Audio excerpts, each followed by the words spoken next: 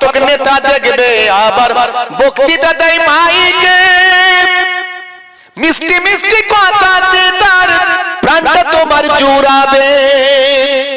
কতক নেতা দেখবে আবার বক্তৃতা দেয় মাইকে, মিষ্টি মিষ্টি কথাতে তার প্রাণটা তোমার জুড়াবে। কাটমানি আর তোলা বাজি, কাটমানি আর তোলা বাজি সবই তারা তুলেছে। ওরা গাছের খেয়েছে, ওরা নিচের খেয়েছে, ওরা গাছের খেয়েছে, ওরা নিচের খেয়েছে। রক্ষক আজ ভক্ষক সেজে মানুষ লুটেছে, পুলিশ কিংবা ডাক্তার যে গো কমিশন খেয়েছে। কথা ঠিক না ভুল বলেন?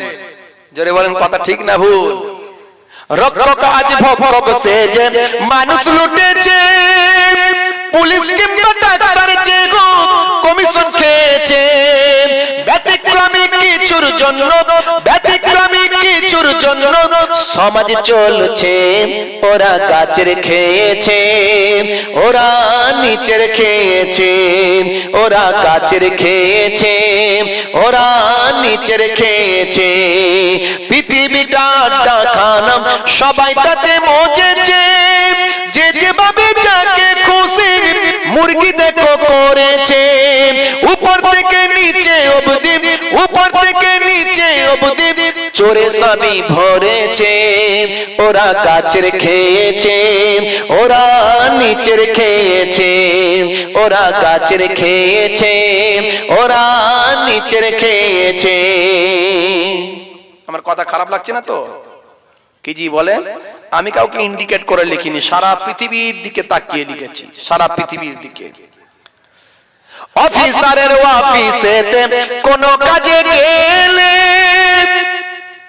সেখানে তো কত কাজে ঘুষটা চেয়ে নেবে। অফিসারের অফিসেতে কোনো কাজে গেলে সেখানে তো কত কাজে ঘুষটা চেয়ে নেবে। উপরেতে পাঠাতে হয়, উপরেতে পাঠাতে হয়, তাই তো চেয়েছে। ওরা গাছের খেয়েছে, ওরা নিচের খেয়েছে, ওরা গাছের খেয়েছে, ওরা নিচের খেয়েছে। ধর্ম ধর্ম করে আজ নেশায় রেখেছে, তারা রানে দ্রব্যমূল্য বৃদ্ধি করেছে। ধর্ম ধর্মটাকে সামনে নিয়ে এসেছে, নিয়ে এসে মাল মেটেরিয়ালসের দাম শুধু বাড়িয়ে যাচ্ছে। গরিব আরো গরিব হচ্ছে, তেলা মাথায় তেল দিচ্ছে। কথা ঠিক না ভুল? ধর্ম ধর্ম করে আজ নেশায় রেখেছে, তারা রানে দ্রব্যমূল্য বৃদ্ধি করেছে। তেলা মাথায় তেল দিয়েছে, তেলা মাথায় তেল দিয়েছে, গরিব মরেছে। ওরা গাছের খেয়েছে, ওরা নিচের খেয়েছে, ওরা গাছের খেয়েছে, ওরা নিচের খেয়েছে। পৃথিবীটা খানা সবাই তাতে মজেছে, যে যেভাবে যাকে খুশি মুরগি দেখো করেছে।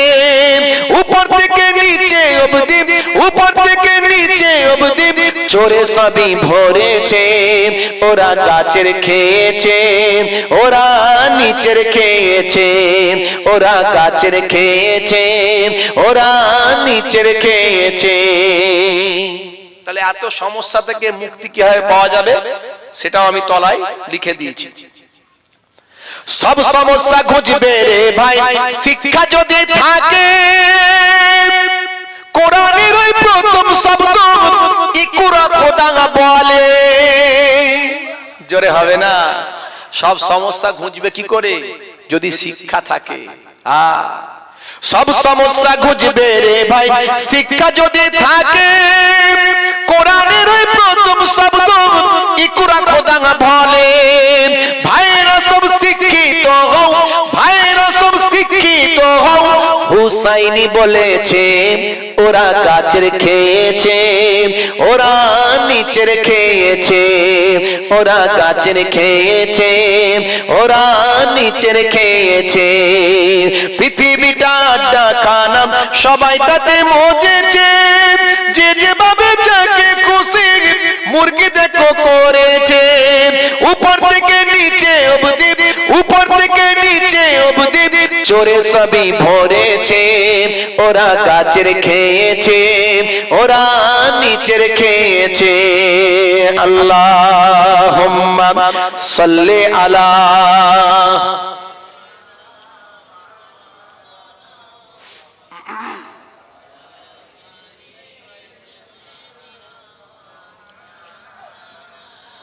হে তরুণ যুবকেরা, কোন নায়ক গায়কের ভক্ত হবেন না বাবা। যুবকেরা রাসূলের শিষ্য হয়ে যান, জীবনটা ধন্য হয়ে যাবে। রাসূলের শিষ্য হয়ে যান, দুনিয়াতে সম্মান পাবেন, আখিরাতে সম্মান পাবেন। আল্লাহ ওয়ালা হয়ে যাবেন, নামাজি পরেশগার খোদাবিরু হয়ে যাবেন। এ তরুণ যুবকেরা শুনে রেখে দেন, হে জওয়ানেরা জেনে রেখে দেন বাবা। এ মুসলমান একটা ছোট্ট নমুনা দিয়ে আপনাদের কাছ থেকে বিদায় নেব। ছোট্ট নমুনা একটা আপনাদের কাছ থেকে বিদায় নেব। খলিফায়ে সানি হযরতে ওমর ফারুক রাদিয়াল্লাহু তাআলা আনহুর জামানায়, সেই জামানাতে তিনি সারা পৃথিবীর অর্ধেকটা শাসন করেছিলেন। সারা পৃথিবীর অর্ধেকটা তার ক্ষমতার মধ্যে এসেছিল। সারা পৃথিবীর অর্ধেকটা ইসলামের ঝান্ডা, কালেমার ঝান্ডা পৃথিবীতে উড়েছিল। কষ্ট হচ্ছে আপনাদের? জোরে বলেন, সবাই বলেন, শেষ করে দেব। এই কারা কারা চান না হাত তুলেন তো দেখি।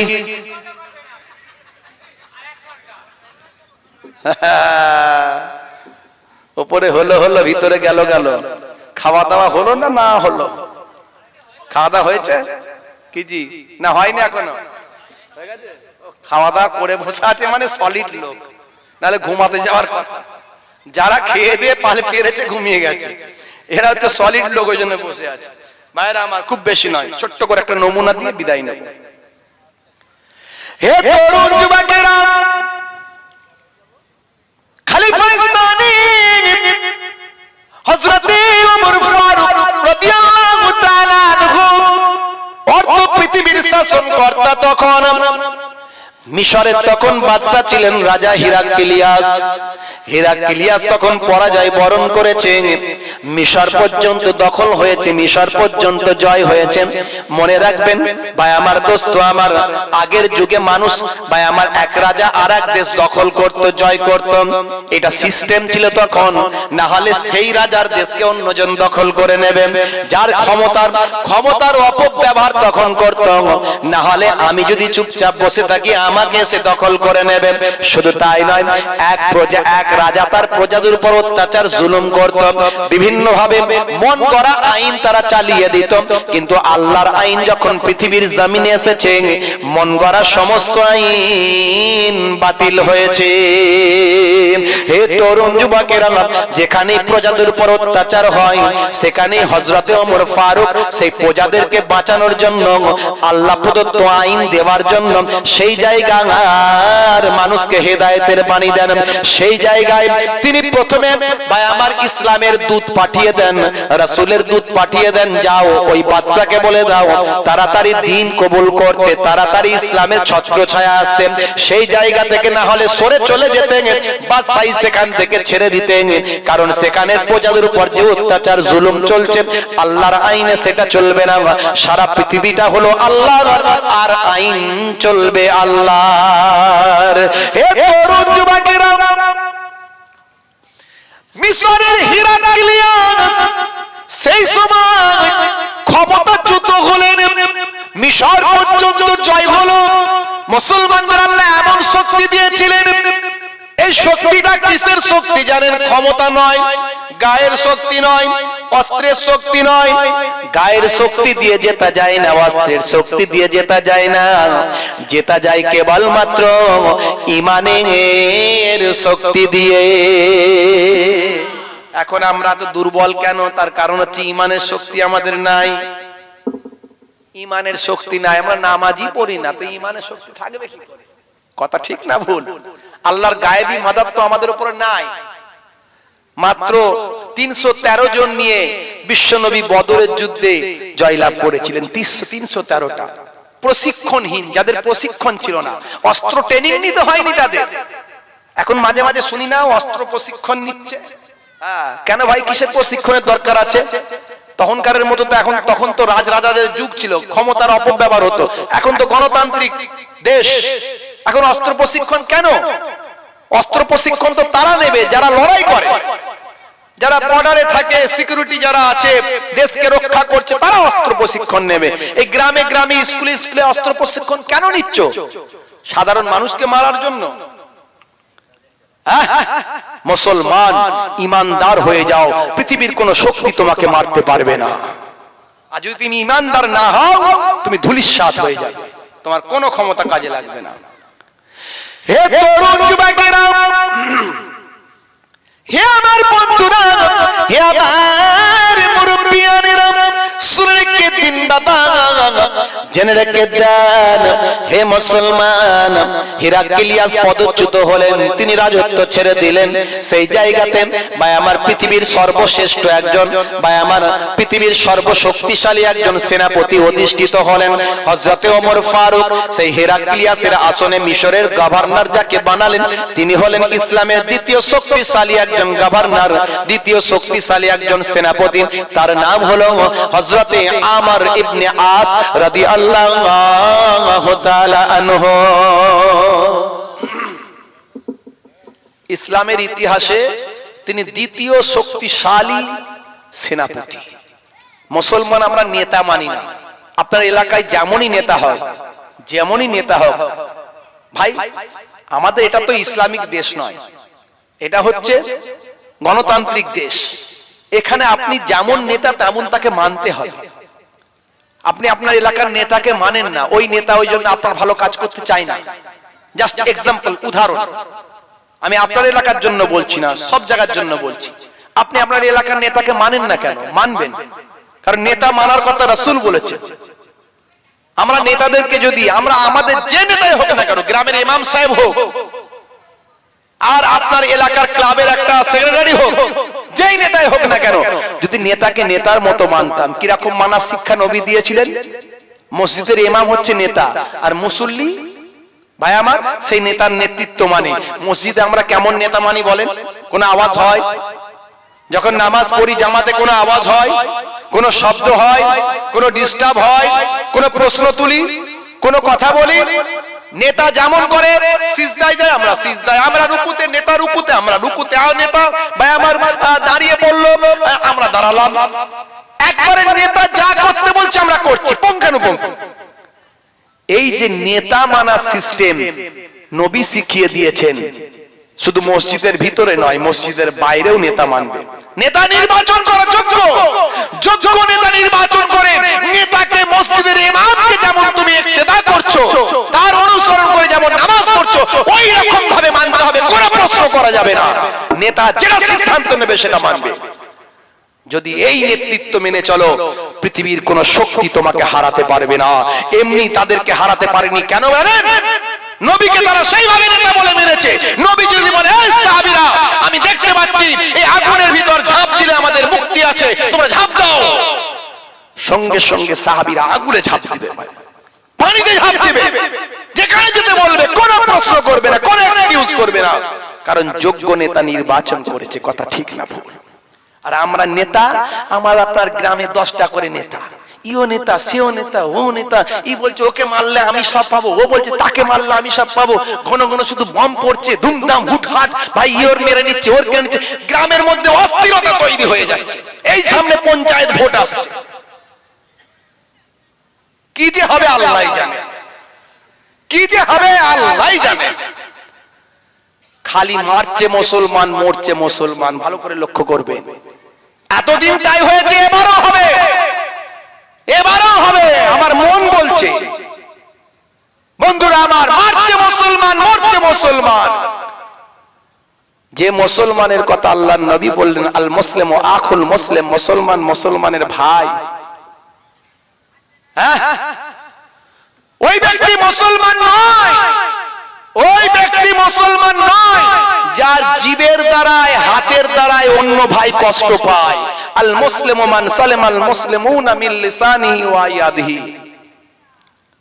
ওই ব্যক্তি মুসলমান নয়। আপনি হাত দিয়ে মুখ দিয়ে কষ্ট দিতে পারেন না, এমন কোন কথা বলবেন অন্য ভাই দুঃখ পাবে, এটাও চলবে না।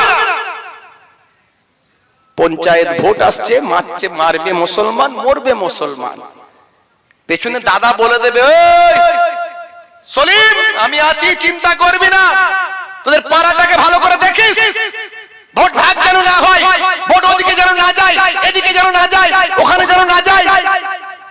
এই সলিম ভোটটা ঠিকঠাক করাবি। ও বলছে, ওই সলিম তুই করাবি, দেখিস ওরা আগের বারে জিতেছে, এবারে না জিততে পারে, বুথটা ভালো করে দখল করবি, যা মাল করি লাগবে, যা ক্ষমতা লাগবে, জেল হবে, জরিমানা হবে, ফাঁসি হবে, ভাই আমার কি বলে অস্ত্র লাগবে, এই লাগবে, সব দেখে নেব। সর্বনাশ। এ দাদাও বলে দিল, ও দাদাও বলে দিল, সে দাদাও বলে দিল, দাদারা সব পেছন থেকে বলে দিল। আরে এবারে চাচারা লড়াই লেগে গেল, কাকে মারবো কাকে মারবো, শুধু ক্ষমতা খুঁজছি, কাকে মারি কাকে মারি। শেষে দেখে পাশের বাড়ি চাচতো ভাই কি মারতে শুরু করে দিল। কথা ঠিক না ভুল? অত্যন্ত দুর্ভাগ্যজনক ব্যাপার। আমরা নবীর শিষ্য হতে পারিনি, আমরা নেতাদের শিষ্য হয়েছি, নায়কদের শিষ্য হয়েছি, খেলোয়াড় প্লেয়ারদের শিষ্য হয়েছি। আমি কাউকে ইন্ডিকেট করে বলছি না, ভাববেন না। আমি আমার কলেমার ভাইদের উদ্দেশ্যে বলছি, আমি আমার ভাইকে সাবধান করার জন্য বলছি। আমি বলবো মোটেও মারামারি করবেন না। আপনি ভাবুন, আপনি বিপদে পড়লে আপনার পাশের বাড়ির ওই ভাইটাই আপনার পাশে এসে দাঁড়াবে।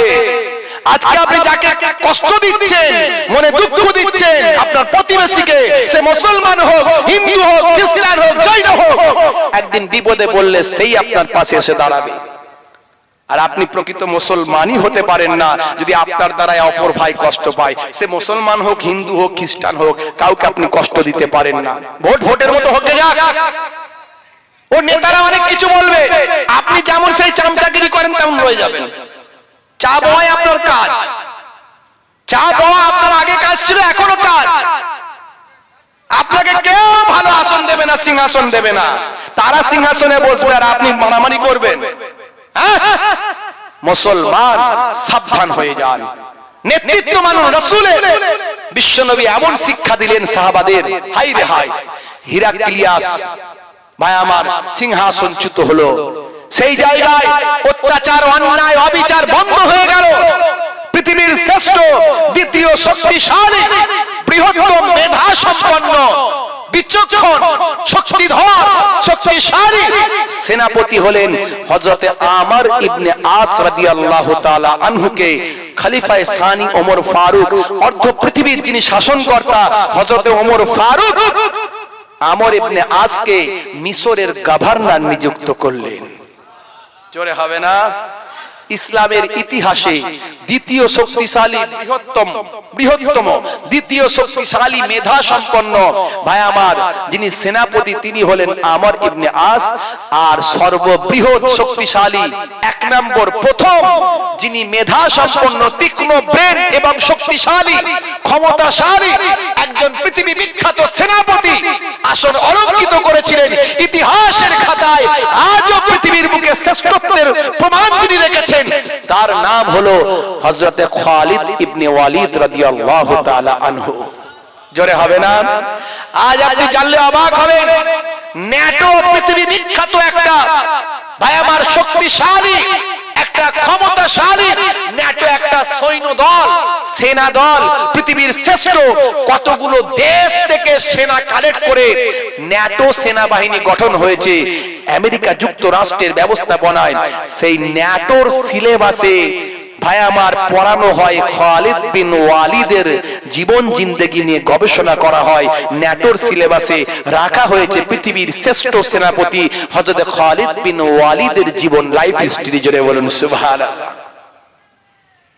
কেমন মেধা সম্পন্ন ছিলেন, কেমন তীক্ষ্ণ ব্রেন ছিল। যত কম সৈন্য তার থাকবে, তত তিনি আরো তার মধ্যে ক্ষমতা, শক্তি, ক্ষিপ্রতা, তার মধ্যে আরো কৌশল আরো বেশি বেড়ে যায়, আরো বেশি বেড়ে যায়। হে তরুণ যুবকেরা, হে আমার বন্ধুরা, হে আমার মুরব্বিয়ানেরা, শুনে রেখে দিন বাবা, জেনে রেখে দিন বাবা, কিতাবের মধ্যে দেখতে পাওয়া যায়, হে মুসলমান, সমস্ত ধর্মশাস্ত্রের মধ্যে, সমস্ত ধর্মের ধর্মশাস্ত্রের মধ্যে এই যুদ্ধের বর্ণনা হয়েছে। ন্যায়ের পক্ষে অন্যায়ের বিরুদ্ধে যুদ্ধ। যুদ্ধ মানে খারাপ কিছু নয়, যুদ্ধটা শুধু অস্ত্রের হবে এটাই নয়, যুদ্ধ হবে মনের, যুদ্ধ হবে মানসিকতার, যুদ্ধ হবে ভাবনার, যুদ্ধ হবে চিন্তা, যুদ্ধ হবে চেতনার।